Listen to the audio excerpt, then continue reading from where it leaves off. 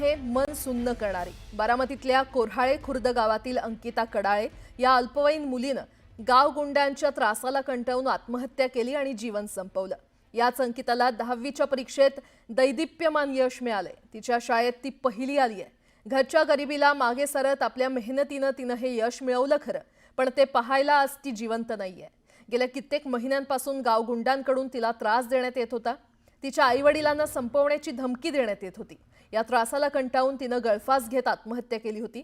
या प्रकरणी 4 आरोपींपैकी आतापर्यंत फक्त एकालाच अटक झाली आहे, तर इतर 3 फरार आहेत। 10वी मध्ये 78% मिळवून अंकिता शाळेमध्ये पहिली आली आणि तिच्या आईवडिलांच्या अश्रूंचा बांध फुटलाय।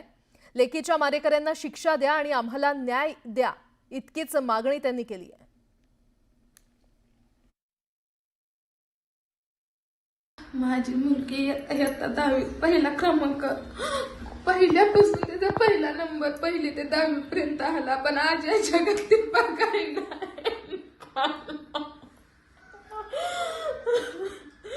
तिला न्याय भेटावायची इच्छा आहे। जाणारा दामामुळे माझ्या मुलीलाही करण्यास प्रवृत्त केलंय, त्यांना लवकरात लवकर शिक्षा व्हावी।